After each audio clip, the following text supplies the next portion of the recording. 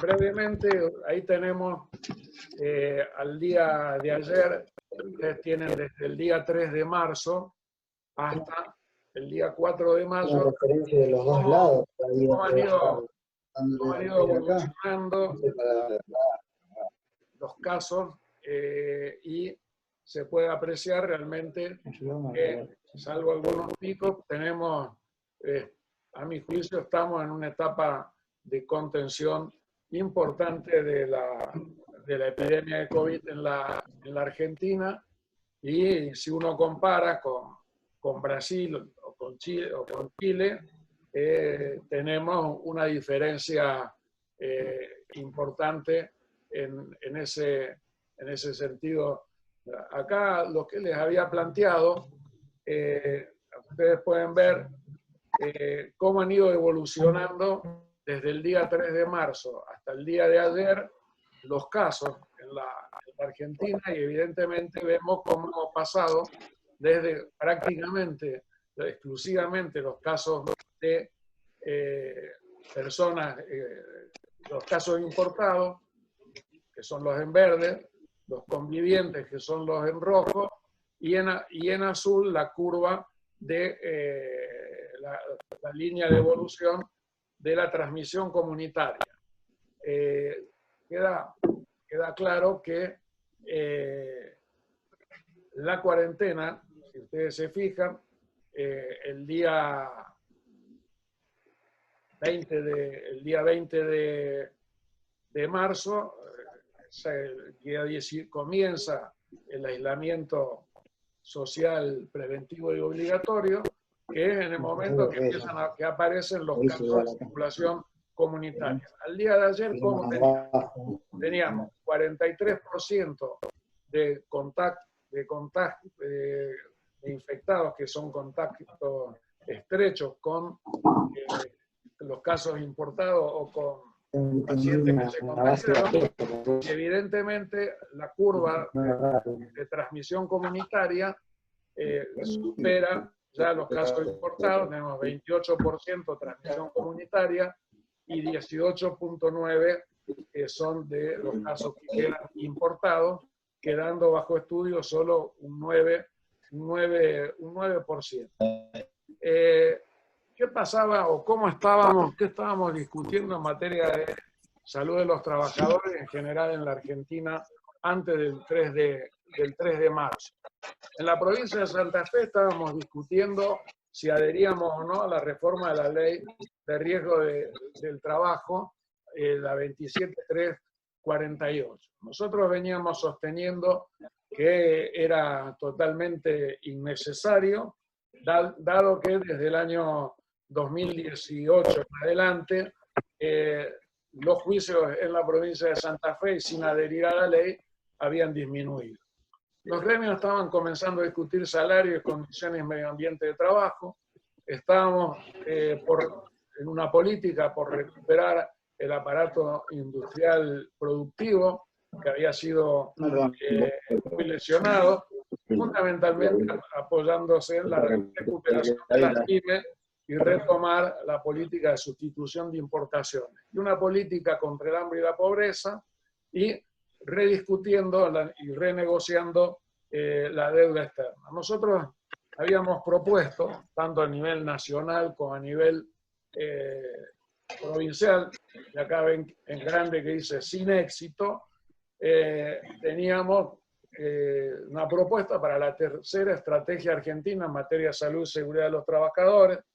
La primera estrategia santafesina, que a nuestro juicio era las dos cuestiones centrales a discutir para apartarnos de lo que en el periodo anterior era lo dominante. Y también habíamos hecho una propuesta del primer Plan Nacional de Salud y Trabajo del Magisterio, tanto a nivel nacional y provincial, como muchos de ustedes deben recordar, a raíz de la caída del convenio entre el Ministerio de Educación de la provincia de Santa Fe y la Facultad de Medicina, este tema había quedado en un impasse en diciembre, y al mes de marzo no había sido resuelto, y habíamos presentado, junto con ANSAFE y SADOP, una propuesta a nivel de la provincia, y también había sido invitado a participar en la paritaria nacional docente al ministerio para aportar en ese sentido. Pero todo eso fue sin éxito y nos agarra la pandemia. ¿Con qué sistema de riesgo de trabajo y salud nos encontramos al momento de la pandemia? Podemos decir que el sistema de riesgo del trabajo, los objetivos que tenía planteado antes de la pandemia, desde el 2015 y antes también, eran tres objetivos. Bajar la litigiosidad a través de la reforma de la Ley de Riesgo del Trabajo, poner un cepo a los reclamos judiciales, disminuir el ausentismo y combatir las adicciones en el ámbito laboral. La prevención y el control de los organismos del Estado con los actores, ya sea empresarial o las ART, habían quedado simplemente en un enunciado. Y el sistema estaba, y sigue estando, basado, como todos sabemos, en las ART que son entidades financieras con fines de lucro. Pero también la pandemia nos encuentra con un sistema de salud fragmentado, donde la seguridad social y los efectores dominantes están en el ámbito de lo privado, donde la mercantilización de la enfermedad y los intereses del complejo farmacológico-tecnológico predominaban sobre los intereses y las necesidades de los pacientes y los trabajadores de la salud. Creo que hoy es sumamente evidente, lo saqué de esta presentación para dejarlo para la próxima o para un nuevo encuentro, la situación actual que debemos debatir sobre la situación de los trabajadores de la salud, pero lo que hoy estamos viendo con este nivel de infectación que está llegando en la en la ciudad de Buenos Aires a un 20%, a un 17% en la provincia de Buenos Aires, que son donde se concentra prácticamente el 80% de los trabajadores de la salud contagiados de COVID. Este poliempleo, como recién decía la compañera, que no existe en Ushuaia, pero que sí existe en el resto del país, más las condiciones de trabajo en el ambiente privado y las carencias, son las que explican la situación que hoy tenemos en materia de infectación entre los trabajadores de la salud. Pero esto es para otra clase. Veníamos de un fracaso del intento de aplicar el SUS, el Sistema Universal de Salud, que era un gerenciamiento en realidad universal, ajuste y desinversión en el ambiente público. Si bien recuperamos el Ministerio de Salud, y es el que está comandando la lucha contra el COVID, estábamos recién en los pasos incipientes de una política nacional. ¿Cuál es la estructura o cuáles son a grandes rasgos el sistema de riesgo del trabajo al momento de la pandemia, o sea, del comienzo de la epidemia? En el último informe publicado en la Superintendencia de Riesgo del Trabajo. A fin de enero del 2020 tenemos 9.700.000 trabajadores cubiertos, 1 millón de empleadores en los establecimientos de todo tipo, 500.000 asegurados en el sistema de riesgo del trabajo que dan cobertura a trabajadores domiciliarios. Y el sistema llevaba recaudado 16.000 millones de pesos a enero de este año. En el informe aparece en el año 2019 un total de 558.016 accidentados, de los cuales 354.000 son accidentes con baja, y 24.604 enfermedades del trabajo reconocidas, 10.000 enfermedades más que en el año 2018.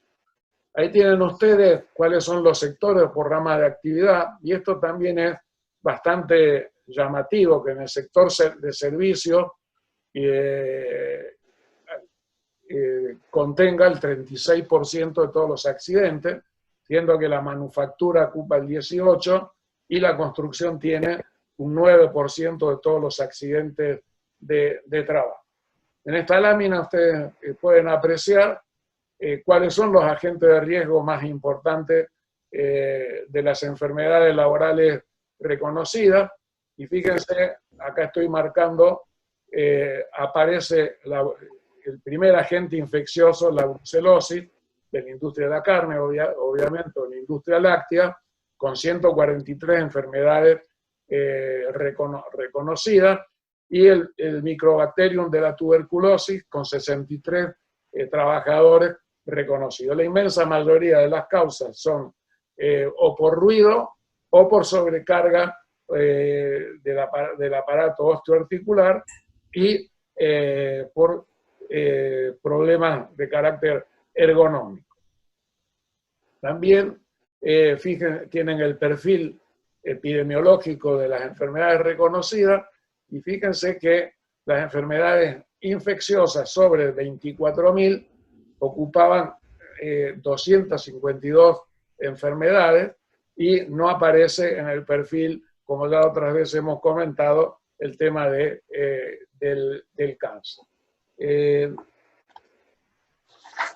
día 19 de marzo surge el decreto entonces de necesidad de urgencia 260, el aislamiento social preventivo obligatorio, es decir, la cuarentena, y como vimos en la reunión anterior, digamos, quedan exceptuadas de este aislamiento social o de la cuarentena 23 actividades. Todas o fundamentalmente las actividades que quedaron liberadas son los trabajadores de la salud, los trabajadores de la Fuerza Armada y de Seguridad para controlar el cumplimiento, un funcionamiento mínimo de las organizaciones del Estado y poder asistir a la población en las necesidades básicas de alimentación, transporte y los servicios básicos, tanto del sistema financiero como la alimentación y la distribución de los productos que se podían comprar por vía remota. A partir de ese momento se desencadena una intensa, o comienza una intensa batalla, yo diría, por el reconocimiento o no reconocimiento del COVID como enfermedad profesional. Hubo una intensa movilización multisectorial reclamando que se incluya en el listado de enfermedades profesionales justamente a los 23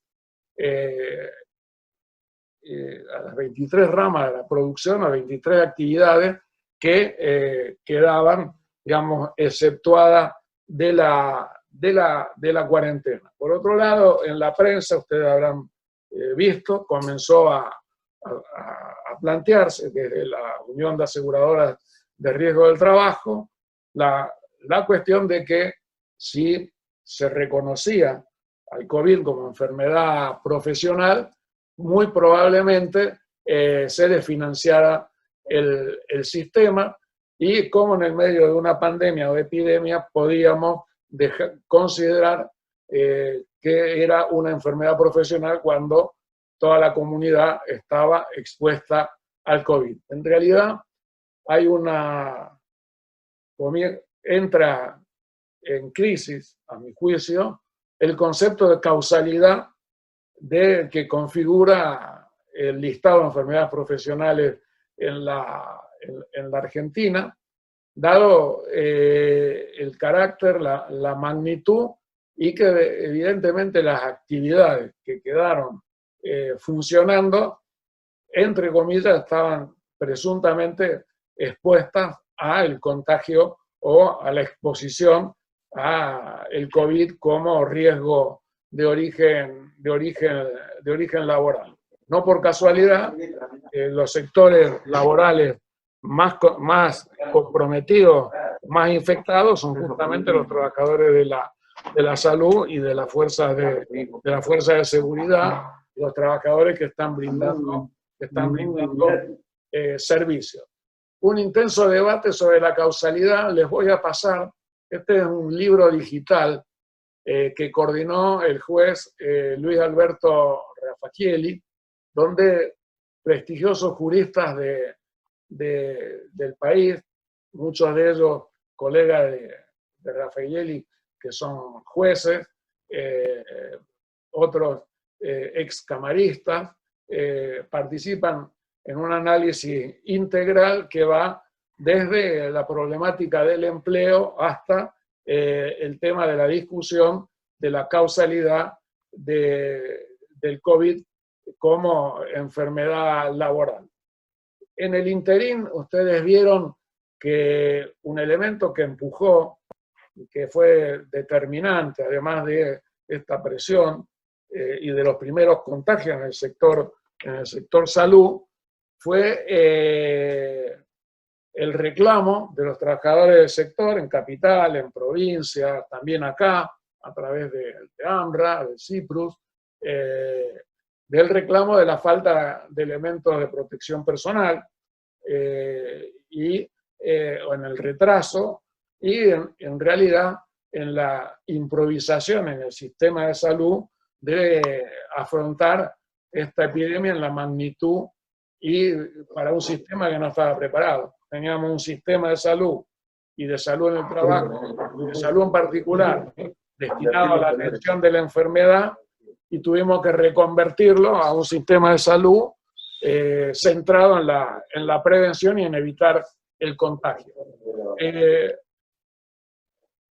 Fíjense que a los primeros días de abril ya se habían acumulado más de 50 medidas cautelares de los jueces que ordenaban entregar elementos de protección personal y en sus fallos incluían y avanzaban sobre la causalidad de la enfermedad profesional. En uno de los dos artículos que les hago referencia a uno de los fallos, el primer fallo que hubo, haciendo lugar a una cautelar favoreciendo a una enfermera. Fíjense ustedes acá en esta, es la secuencia de las resoluciones que fue tomando la Superintendencia de Riesgo del Trabajo a medida que iba avanzando la cantidad de casos, a medida que se iba generalizando la problemática del COVID y la cantidad de trabajadores que iban expuestos. Tenemos la resolución 26 del 20 de marzo que establece que la atención, o sea, empieza la atención reducida en la Superintendencia de Riesgo del Trabajo, se suspenden los turnos. El mismo 20 de marzo también se hace una resolución que es la 24 sobre la remuneración imponible, el RIT, o sea, cómo se pagaban las indemnizaciones. El día 21 sale la resolución 29 que establece un modelo digital de afiche informativo sobre las medidas de prevención para el COVID. El día 20 también, y ahora después de esta lámina vamos a ver, la Superintendencia de Riesgo del Trabajo envía una nota, que es la nota número 21 de ese año, envía una nota que tiene menor carácter que resolución a las aseguradoras de riesgo del trabajo con 4 recomendaciones o resoluciones de carácter optativo en cuanto a la de recomendación, ¿sí? Que no es obligatoria. Ahí ahora vamos a ver enseguida. El día 30 de marzo se le pide, aparece la disposición número 1, que le pide y establece los procedimientos de las ART sobre la agenda de visitas a los establecimientos, denuncia y seguimiento de casos vinculados a coronavirus. También establece que deberán dar atención a los problemas y a las denuncias. La resolución número 37, que es una resolución que actualiza también el pago de prestaciones, y lo importante es la resolución número 38 del día 29 de abril, que reglamenta el DNU del día anterior, el 367, que reconoce como presuntamente de carácter laboral no listada a el COVID. Luego está la resolución 39, que es muy importante para los trabajadores de la Superintendencia de Riesgo del Trabajo, porque da lugar a la creación de las condiciones de la Comisión de CIMAT en el ámbito de la Superintendencia de Riesgo del Trabajo. Hasta ese momento, si se dan cuenta ustedes, el organismo rector de todo el sistema de riesgo del trabajo no tenía constituida su comisión tripartita de condición y medio ambiente de trabajo con participación de los trabajadores. Y la resolución del 30 de abril es la resolución 40, que establece, importante para los que trabajan en las RT, en las empresas o en los sindicatos o como auxiliares de los abogados, porque establece que el trámite y la forma en que el trámite puede hacerse a distancia o remoto. Eso todavía en la normativa no exigía. Veamos, o sea, les comenté que el día 20 de marzo sale la nota de la superintendencia dirigida a la aseguradora de riesgo del trabajo, y en esa nota se aprueba un documento que es Emergencia para la pandemia COVID, recomendaciones especiales para trabajadores, exceptuado el cumplimiento de la cuarentena. Recomendaciones para el desplazamiento hacia y desde el trabajo, recomendaciones sobre los elementos de protección personal y la correcta colocación y retiro de los elementos de protección personal. Acá tienen, estas son las recomendaciones. Vamos después a detenernos fundamentalmente en las recomendaciones especiales para trabajadores excluidos. ¿Por qué? Porque fundamentalmente todos los protocolos que hay una cantidad infernal de protocolos, ya van a ver en la provincia de Santa Fe nomás la cantidad de protocolos que existen. Todos los protocolos siguen esta estructura, con alguna u otra o menor grado de especificidad, pero siguen la estructura de estas recomendaciones y le incorporan algunos pocos elementos de cada rama activa. Vamos a analizar ahora, que es importante, el decreto. O sea, yo les hice un poco el relato porque estuve participando muy activamente en todos los niveles para que salga ese decreto de necesidad de urgencia. Empezamos en el ámbito sindical y en el ámbito académico. Continuamos desde ahí comunicándonos con legisladores de la provincia de Santa Fe, con Esteve del Partido Socialista, como les comenté, con la senadora Marilyn Sagnún, a través de Hugo Yasky, llegamos a presentar un proyecto de ley en el Parlamento, que no se trató, obviamente, pero se presentó un proyecto de ley para que se reconozca como enfermedad profesional, que es mucho más amplio que lo que salió finalmente en el DNU. Tuvimos alguna llegada también a miembros del Gabinete Nacional, haciéndole llegar esta inquietud, y finalmente, a través de la confluencia de muchos actores, se llega a este decreto que a mi juicio es un avance. Pero ustedes van a ver de que esta objeción del comienzo, o sea, que el DNU y la reglamentación posterior del DNU refleja un conflicto no resuelto entre los trabajadores y las aseguradoras de riesgo del trabajo en cuanto al tema de el reconocimiento fehaciente del COVID como enfermedad profesional, que es un virus que vino para quedarse. Es decir, no vamos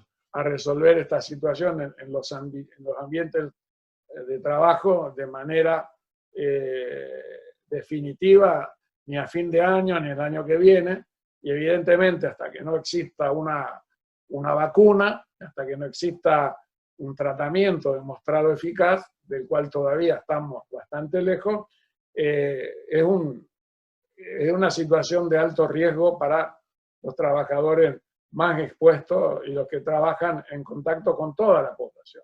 Si lo que hablábamos recién con Chechu antes, o sea, los trabajadores de OSPAC están, digamos, potencialmente expuestos a contagiarse de quienes vayan a hacer uso de la obra social y por el alto nivel de asintomáticos que circulan. Por eso a mí me parece bueno la masificación de los testeos como elemento de diagnóstico importante. Y también volvemos siempre a lo mismo, es decir, el problema está no tanto en si reconocemos o no la enfermedad, que es un tema central de la discusión de la causalidad, como el hecho de qué hacemos para prevenir y qué lugar ocupan los exámenes periódicos y, en el caso del COVID, los exámenes hiperperiódicos, ¿sí? Que tenemos que hacerle a todos los trabajadores para detectar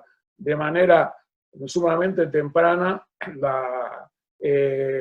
los casos asintomáticos. Hay un parámetro sumamente sencillo, que es el tema de medir la fiebre, como para ir al ingreso al trabajo del testeo rápido de los 5 o 6 síntomas que son síntomas centinela de presunción de la enfermedad. Por lo tanto, creo que esa es una práctica que no era habitual en el sistema de riesgo del trabajo y que, bueno, creo que esto va a empujar con mayor energía a que los exámenes médicos periódicos pasen a ocupar un lugar que hasta ahora no lo tienen. Pero vamos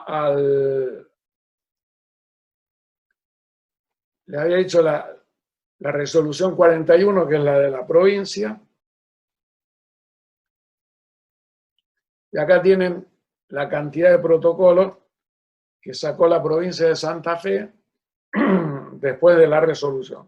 Vamos a hacer después un análisis de la resolución 41, porque tiene una cantidad de procedimientos que me parece importante que ustedes como médicos del trabajo los manejen en los distintos lugares donde están trabajando, porque algunos, como ya comentaban al comienzo de la reunión, han recibido ya inspecciones y es lo que le van a exigir. Evidentemente, hoy todo está volcado a exigir los protocolos y la prevención del COVID, y no me parece que esté mal, creo que está bien, y es bueno que se incremente. En el artículo 1 del decreto 367, del decreto de necesidad y urgencia, se establece que el COVID es presuntamente enfermedad de carácter profesional no listada. ¿Qué significa presuntamente? Bueno, acá les cuento que entre los que impulsamos este decreto, y muchos compañeros, habían en principio una cierta desilusión por el tema de presuntamente, pero rápidamente los abogados pasaron a plantear de que el término presuntamente favorecía, en definitiva, ayudaba, o sea, aportaba al reconocimiento como enfermedad profesional. ¿Qué significa presuntamente? Del diccionario de la Real Academia Española. Este término se usa y se entiende de la siguiente manera. Es posible presumir, figurarse, conjeturar, sospechar, imaginarse, creer o suponer a través de una hipótesis. Son los sinónimos de presuntivamente, ¿sí? Que apoyan de que efectivamente en el artículo número 1 se está planteando de que hasta que no se demuestre lo contrario, aquel que en el trabajo se contagió de COVID porque estuvo expuesto, en el caso de los 23 actividades que quedaron liberadas de la cuarentena, habrá que demostrar que no es enfermedad profesional. El artículo número 2 de este decreto también es importante porque establece que las ART no podrán rechazar como enfermedad profesional para la asistencia de los trabajadores del tratamiento y en la reparación, la rehabilitación del infortunio, no podrán, en los casos confirmados de COVID, no podrán rechazar brindarle la asistencia. Introduce el tema de las comisiones médicas centrales y luego le da participación a las comisiones médicas jurisdiccionales, porque evidentemente hubiera sido una incongruencia de que todo quedara inaplicable, que todo quedara en la Comisión Médica Central. Le da injerencia a las comisiones médicas para que en ese marco en línea con la reforma de la Ley de Riesgo del Trabajo y con lo que tiene que ser por el organismo rector del sistema, para que, y sobre todo porque una enfermedad no listada, como dice el artículo 1, para que en ese ámbito se dirima.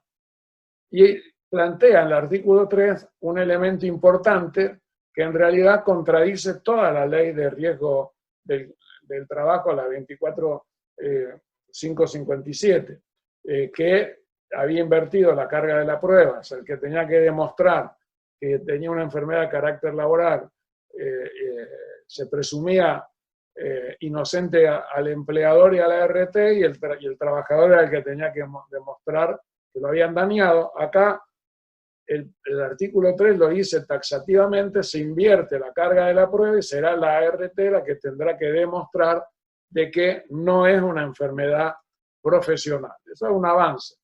Y deja planteado que en el sector salud considera enfermedad profesional causal directa hasta que se demuestre lo contrario y le agrega un plazo de 60 días. ¿Sí? Esta presunción y lo previsto en el artículo 1 del presente régimen para este sector de trabajadoras y trabajadores hasta 60 días posterior a la finalización de la vigencia de la declaración de la emergencia pública en materia sanitaria. O sea, que incorpora a los trabajadores. Para el resto de los trabajadores, planteaba que tenía que haber también más de un infectado. Y crea esta figura que fue una salida que encontraron para que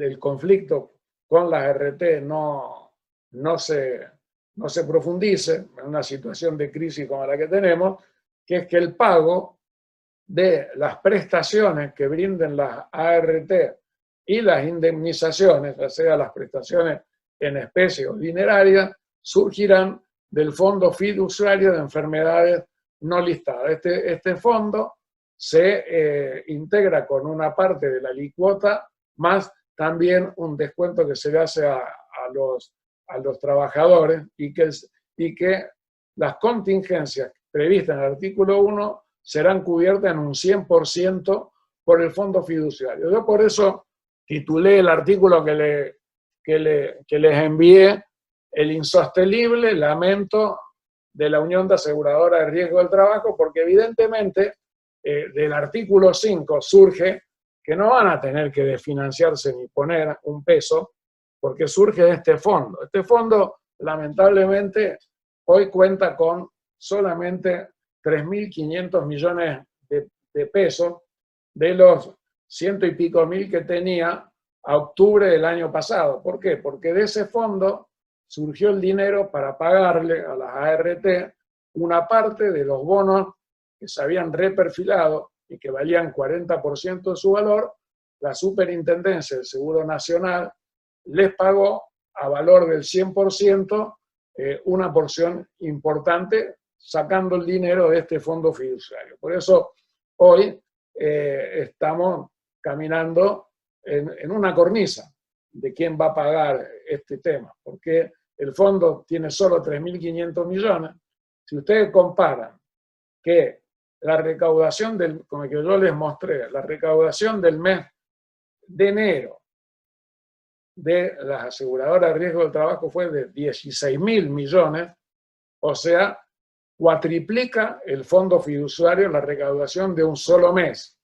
No ha habido prácticamente accidente de trabajo como consecuencia del parate de toda la actividad productiva desde marzo hasta mayo, y los empleadores han seguido pagando la cuota del seguro, como ustedes pagan la cuota del seguro del auto, y vieron que entre las actividades liberadas está la de cobrador de impuestos y cuota de seguro. ¿Qué dice la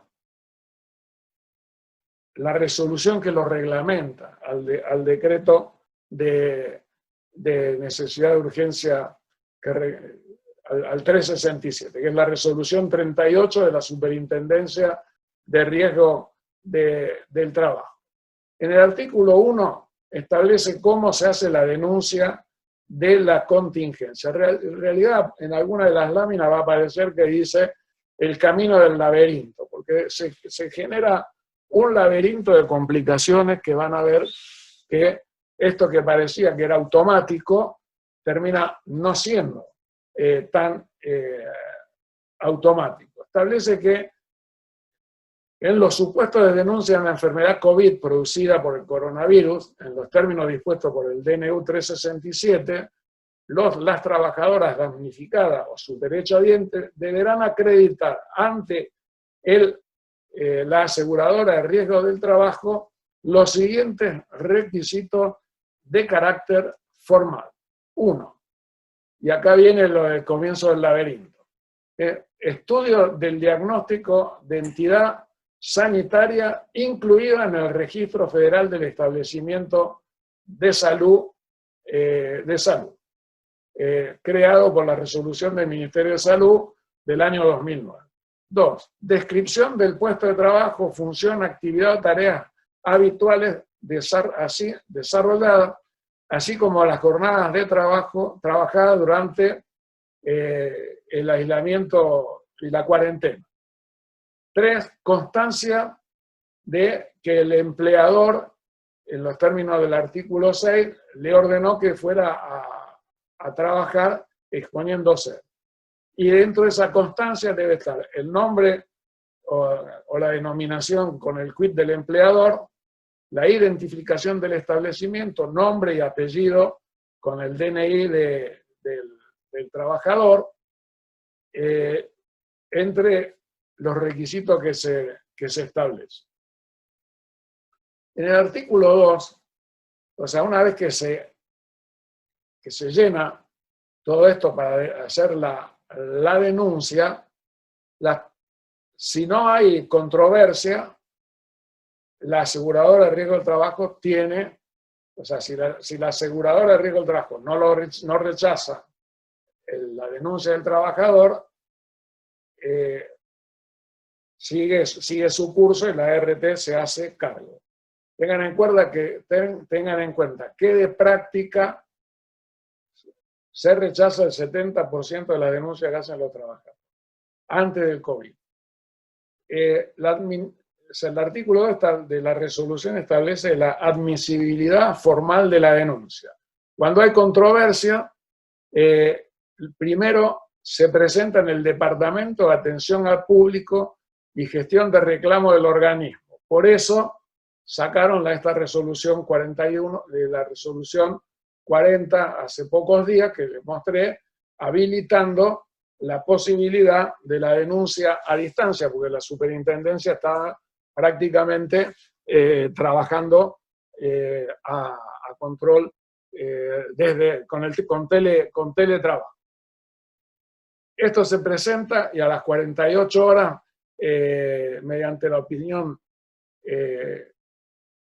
técnica vinculante de la Gerencia de Asuntos Jurídicos y Normativos de la Superintendencia de Riesgo de Trabajo. O sea, entra por el Departamento de Atención al Público y en 48 horas tiene que expedirse la gerencia jurídica. En el capítulo 2 establece cómo será la presentación ante las comisiones médicas jurisdiccionales. O sea, reconocida la enfermedad, la incapacidad laboral transitoria y verificada la denuncia,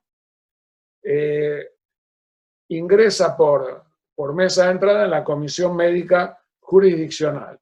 De ahí, en el artículo 3, plantea un escrito de presentación con el correspondiente patrocinio electorado. Es decir, que el trabajador que tiene COVID se tiene que buscar y que hay una controversia, tiene que tener un abogado y empieza la discusión de la causalidad. Fíjense que en el inciso B del escrito, además de la descripción del puesto de trabajo, las funciones, la actividad o tarea habituales desarrollada, así como la duración de la jornada de trabajo durante la cuarentena, hay que fundamentar la relación de causalidad directa e inmediata de la enfermedad denunciada con el trabajo efectuado en el contexto de la pandemia.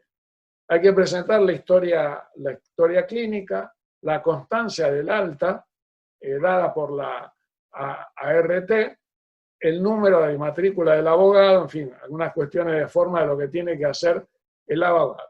Una vez hecha esta presentación, se corre el traslado a través de ventanilla electrónica a la ART para que conteste, o sea, en caso de que haya rechazado la denuncia del trabajador, en 5 días se le da traslado a la RT, y si la RT en 5 días no contesta, es lo que se llama silencio en el sistema, y entonces habrá presunción de aceptación de la enfermedad. En caso de que conteste, la RT tiene que hacer denuncia de la contingencia en los términos del artículo 1, estudio del diagnóstico emitido por entidad sanitaria, constancia del empleador que le ordenó ir a trabajar, historia clínica, análisis de puesto de trabajo, como parte de la documentación una vez que se corrió el traslado. Una vez que se hace todo esto, va en el artículo 5, habilita a la comisión médica. Ustedes se dan cuenta que todo esto ya han corrido una cantidad importante de días desde que el trabajador se contagió y hace el reclamo de que tienen que prestarle la atención. Mientras tanto, mientras pasa, ¿quién se hace cargo de todo eso? Se hace cargo el hospital público o se hace cargo la obra social o el prepago o el propio trabajador, hasta que la comisión médica, vencidos los plazos previstos, la comisión médica tiene que en un plazo de 15 días tiene para dictaminar. Ya estamos por casi 20 y pico de días, 48 horas más 5 días más 15, vamos sumando la cantidad de días hasta que el sistema reconoce. Una vez que y esto para mí es la trampa, porque una vez que la comisión médica dictamina dentro de los 30 días que le llega a la comisión médica, una vez que dictaminó, todavía no terminó el asunto.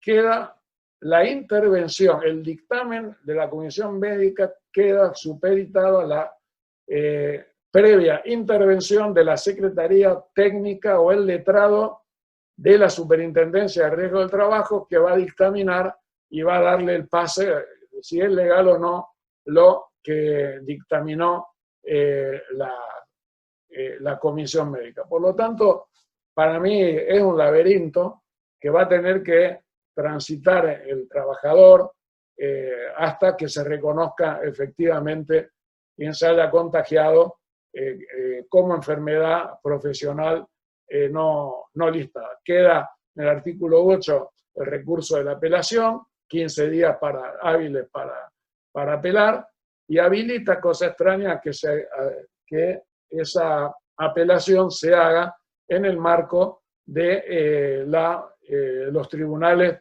o los fueros laborales de la jurisdicción correspondiente. Esto saca un poco de la ley, de la reforma de la ley de riesgo del trabajo, y le pasa la apelación a la justicia laboral de cada una de las jurisdicciones, y el artículo 9 de la reglamentación de la resolución 38 de la superintendencia vuelve a afirmar que el trabajador necesita un patrocinio letrado obligatorio para poder accionar. Y en el capítulo 3, que es de la imputación al fondo fiduciario, acá también viene beneficio para la ART. Sin necesidad de intervención de la comisión médica, la ART estará habilitada a imputar, si reconoció y dio el alta como enfermedad a la incapacidad laboral transitoria, una vez a las prestaciones de especie y dineraria en concepto de incapacidad laboral temporaria, y una vez que lo aceptó, sin necesidad de intervención de la comisión médica, la ART estará habilitada a imputar lo que gastó al fondo fiduciario de enfermedades profesionales. O sea, tengo garantía que voy a cobrar de otro lado y no de las alícuotas lo que recaude. Las prestaciones dinerarias en concepto de incapacidades laborales permanentes o fallecimiento sí requieren de la determinación definitiva de carácter profesional de la contingencia por la Comisión Médica Central. Es decir, las incapacidades laborales transitorias reconocidas, asistidas, se cobra directamente por el fondo fiduciario. Y para poder pagar las indemnizaciones de las permanentes, que prácticamente en el caso de COVID serán los fallecimientos o insuficiencia, fibrosis pulmonares severa que queden los trabajadores, lo cual seguramente serán montos importantes de indemnización. Hay hasta el momento el último informe del día 2 de mayo de este año, el Ministerio de Salud de la Nación reportaba 9 trabajadores de la salud fallecidos.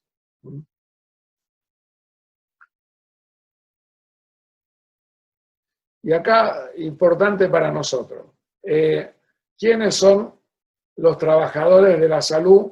En el artículo 18 define qué se entenderá como trabajador, trabajadora de la salud con carácter meramente enunciativo, dice la resolución. Personal médico y de enfermería, auxiliares o sea, camilleros, choferes de ambulancia y de transporte de residuos patológicos, mucamas, personal de limpieza, empresa de saneamiento, incluyendo residuos patológicos y de esterilización, administrativo y personal de vigilancia de los centros asistenciales públicos y privados, secretaria de los servicios y personal de mantenimiento, kinesiólogos, bioquímicos, fundamentalmente de laboratorio y los que toman muestras, y todas aquellas actividades desarrolladas en cumplimiento de tareas asistenciales en los 3 niveles de atención: guardia, internación y terapia intensiva. Esto es, los odontólogos quedan por fuera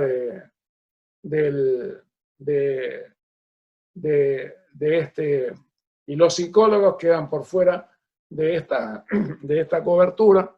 Ustedes vieron, los trabajadores sociales quedan por fuera de esta cobertura, y ustedes vieron que nuestros equipos de salud, por lo menos los equipos de atención primaria de la salud en la municipalidad, son equipos interdisciplinarios.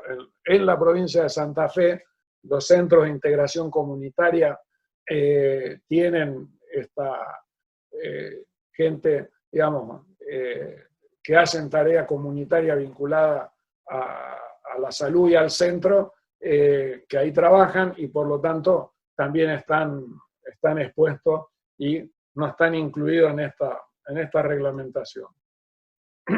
Vamos a ver un poquito brevemente, para no cansarlos tanto, la resolución 41 del Ministerio de Trabajo y Empleo de la provincia de Santa Fe en sus cuestiones más importantes. Ya falta poco, no desesperen, los que quedan, ya falta poco. Esta vez tenemos suerte que no se fue cortando tanto como la primera reunión.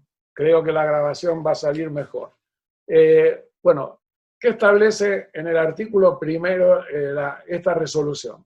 Los empleadores deberán adoptar, implementar y publicar en un lugar visible del establecimiento un protocolo de seguridad e higiene elaborado en conjunto con el Servicio de Medicina del Trabajo e informado al Comité Mixto de Salud y Seguridad o a los delegados de prevención en caso de existir la obligación legal de su existencia. Ustedes saben que por la ley de comité mixto, todo establecimiento que tiene más de 50 trabajadores tiene que tener constituido el comité y por lo menos elegido un representante de los trabajadores, que van subiendo de cada 100 trabajadores, y inscripto el comité y el delegado en el Ministerio de Trabajo de la provincia de Santa Fe. En el artículo 1, el protocolo debe contener una evaluación de los riesgos por puesto y determinar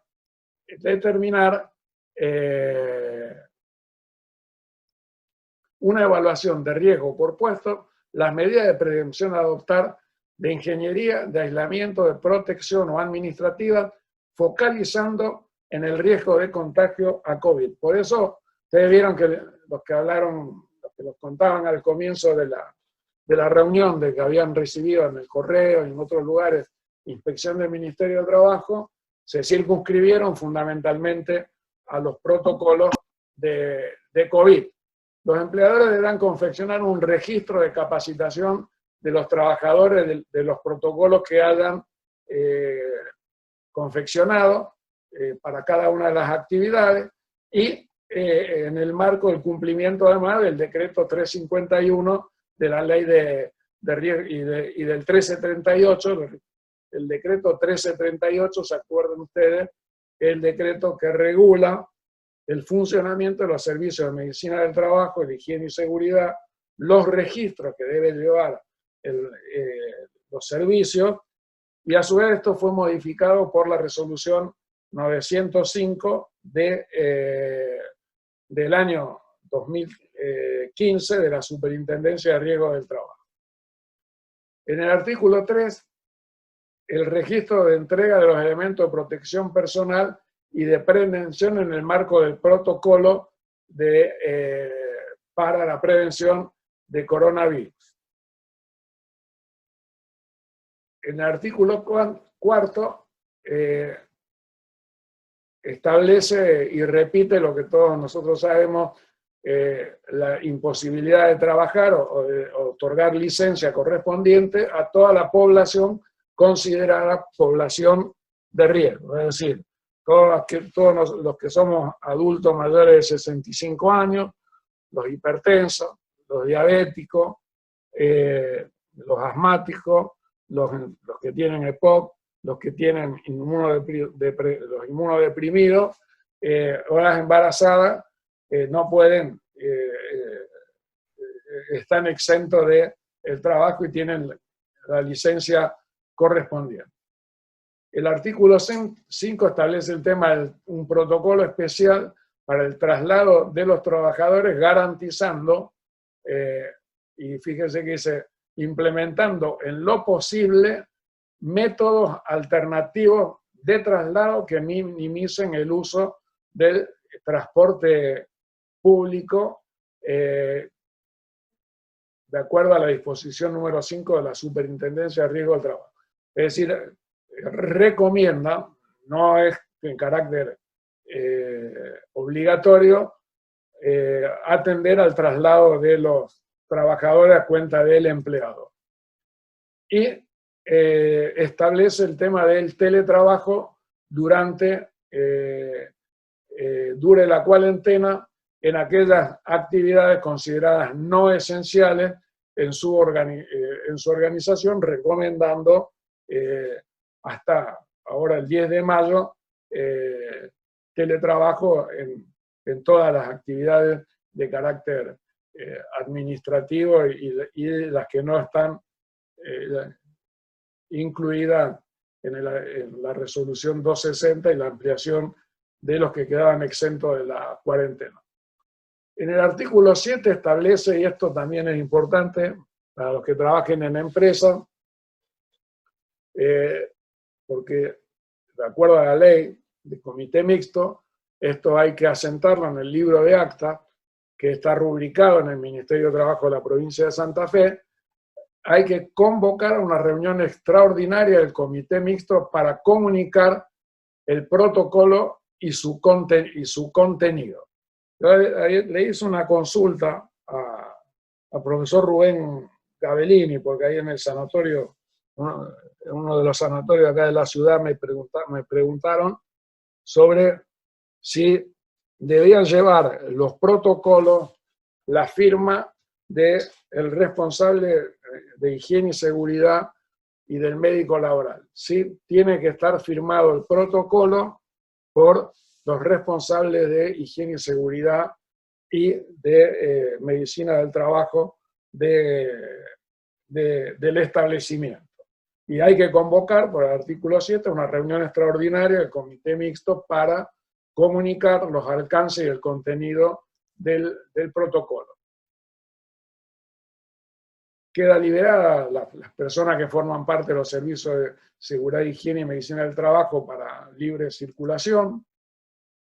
Y en el artículo 12, y hay un anexo que ustedes lo pueden bajar de la página web del Ministerio de Trabajo de la provincia, donde cada empleador tiene que enviar una declaración jurada al Ministerio de Trabajo, donde figura todos los requisitos, el protocolo, los trabajadores expuestos a cada una de estas actividades. Incorpora y hace una convocatoria, por la falta de recursos, evidentemente, a municipio y comuna para que fiscalicen junto con el Ministerio de Trabajo el cumplimiento de esta resolución. Pienso que también esto está en función de restringir las restricciones a la circulación. Cuanto menos gente circulando, menos posibilidad de virus circular. Calculo que el día 10 de mayo, y como viene evolucionando en la provincia de Santa Fe, que ya llevamos casi una semana entera sin casos notificados, me parece que esto va a modificarse. Esta es la nota hasta acá lo de la provincia, y ya vimos la cantidad de protocolos, podemos volver ahora, pero quiero mostrarle para ver la estructura que tiene un protocolo, lo que establece la nota del día de la superintendencia, el viernes 20 de marzo, con estos tres protocolos, o sea, con estas tres resoluciones. O sea, las recomendaciones especiales para trabajadores y empleadores de cumplimiento de la cuarentena, las recomendaciones para el desplazamiento hacia y desde el trabajo, y cómo colocarse y sacarse los elementos de protección personal. En el artículo 4, bueno, ahí tienen, ¿qué establecen estas recomendaciones? Uno, y esto es la estructura que tiene prácticamente todos los protocolos. O sea, uno, la higiene de manos de manera frecuente es la medida de prevención y control de la infección principalmente. Antes y después de manipular la basura, los desperdicios, los alimentos, luego de tocar las superficies, mostradores, después de utilizar las instalaciones sanitarias, estar en contacto con otra persona, mantener la distancia mínima de 1 metro, evitar tocarse los ojos, la nariz y la boca, o sea, usar protector ahora, tapaboca. Se debe usar la protección ocular cuando haya riesgo de contaminación de los ojos a partir de salpicaduras o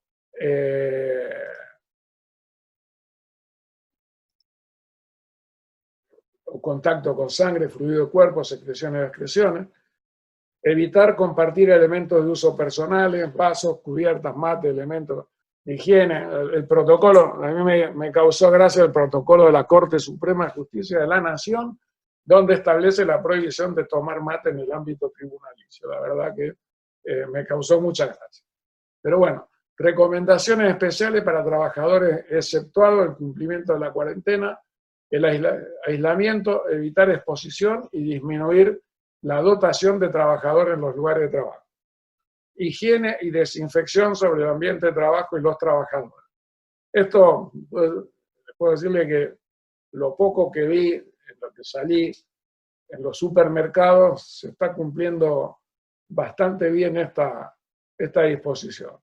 Tener un sistema de gestión de higiene y seguridad en el trabajo y de control del cumplimiento de todas estas directivas que los protocolos establecen, el tema del traslado del personal y recomendando el no uso de los transportes públicos, la modificación de los horarios de trabajo para evitar las aglomeraciones, cómo tienen que ser los comedores y los sanitarios, tanto en lo que tiene que ver con higiene como el distanciamiento, y el lugar especial para la ropa del personal, o sea, como ustedes vieron que entre los trabajadores de los centros de salud y los trabajadores de los aeropuertos, uno de los lugares de mayor contagio justamente fue en los vestuarios, donde la gente se sacaba y se ponía la ropa, además de el contacto directo con la persona. Por eso esta recomendación de los comedores, los sanitarios y los vestuarios es importante, junto con cómo ponerse y sacarse y qué hacer con la ropa y los elementos de protección personal que se utilizan. Cómo hacer la entrega de las mercaderías, la higiene con soluciones hipercloré, que tenga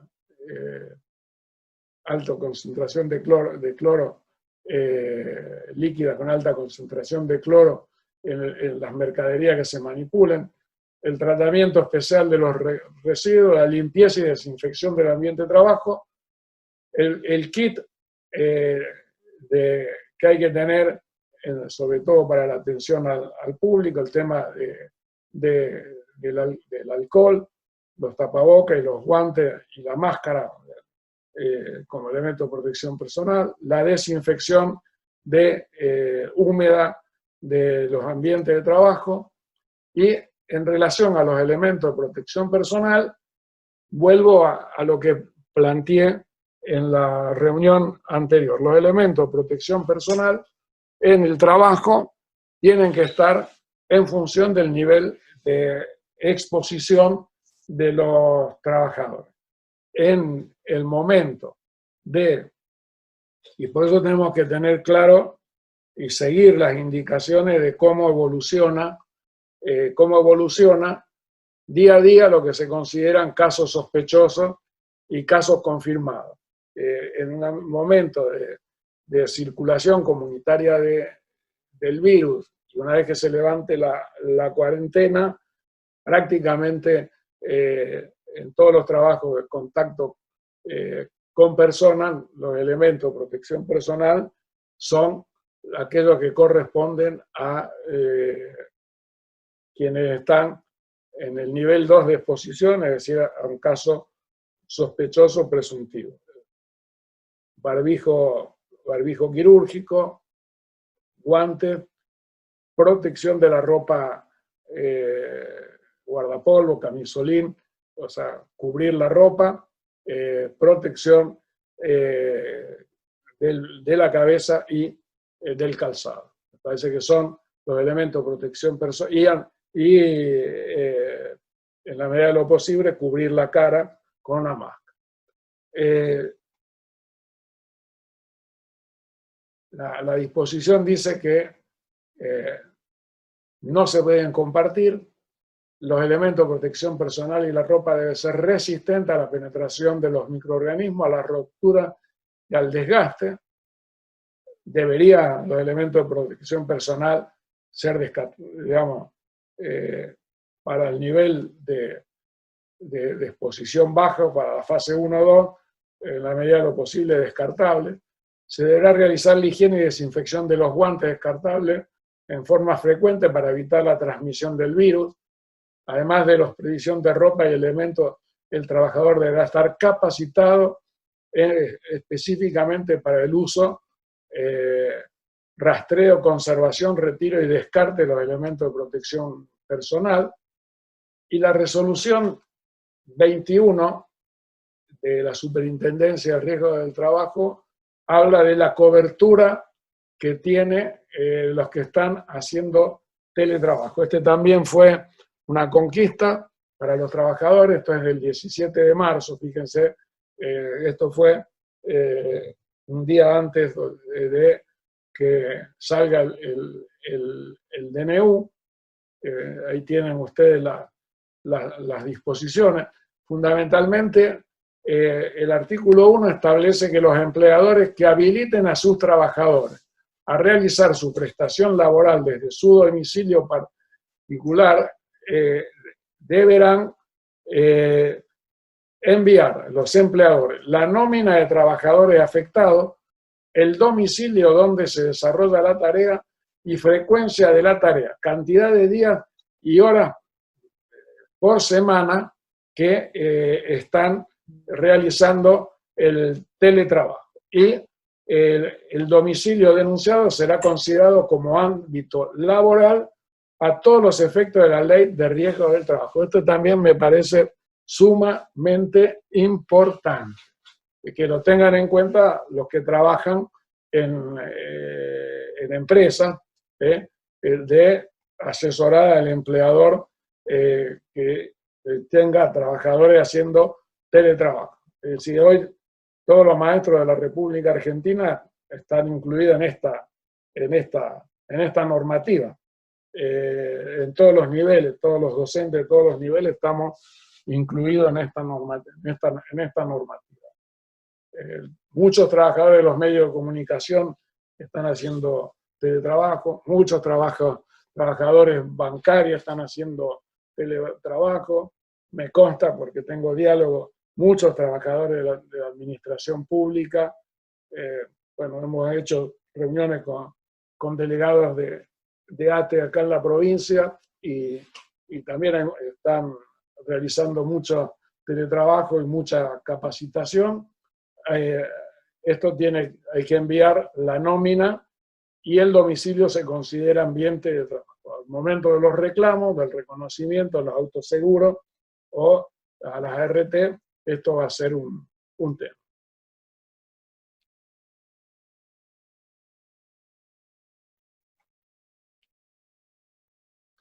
Esto les planteé el insostenible lamento.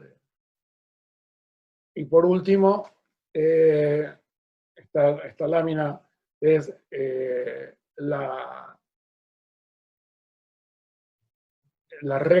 protocolo para los odontólogos que estableció el Ministerio de Salud de la provincia de Buenos Aires, y ahora va a haber seguramente protocolo para los peluqueros, para los masajistas, para un conjunto de actividades profesionales que trabajen fundamentalmente. Lo importante es el triage para detectar. Mira, justo estamos terminando la clase y se incorpora Estela, que es odontóloga, para ver la lámina de la prevención de los riesgos odontológicos. Esto está fríamente calculado. Les confieso que esto lo planificamos para que salga así. Bueno, mientras dure la cuarentena, los odontólogos de algunas provincias estaban habilitados para atender urgencias. En este protocolo se establece cuáles son las urgencias, qué preguntarle y cómo ver si el paciente odontológico es o no un caso sospechoso, y la atención de los pacientes no infectados, cómo hacerla, lavado de manos, enjuague previo al procedimiento con colutorios dentales, limpieza y desinfección de la superficie de trabajo, uso de un dique de goma, el instrumental rotatorio como sistema antirretorno, y cómo atender las urgencias o cómo atender a un paciente con coronavirus, igual que el nivel 3 de exposición, con una máscara N95, doble guante, y en la medida y todos los elementos de protección personal que impidan el contacto y la posibilidad que el virus se aloje. Bueno, hasta acá por el día de hoy, y para hacer una clase virtual creo que 1 hora y media es un abuso de casi 1 hora y 15. Es un abuso de confianza y de la paciencia de ustedes, de los familiares, de toda la gente que está ahí con ustedes. En realidad, las condiciones de trabajo del teletrabajo la viven ahora en esta clase. Los que trabajan, es un trabajo agotador, intenso, es mucho más fácil dar una clase en vivo y en directo que de esta manera. En realidad lleva mucho más tiempo prepararla, más fatigoso, y me imagino que para ustedes la atención también, porque hay muchos más distractores. Lo bueno que tiene es que, por lo que veo, se fugan menos que en las clases presenciales. Eso es muy alentador. O sea, empezamos al revés de las clases presenciales, ¿se dieron cuenta? O sea, empezamos 31 y terminan 36.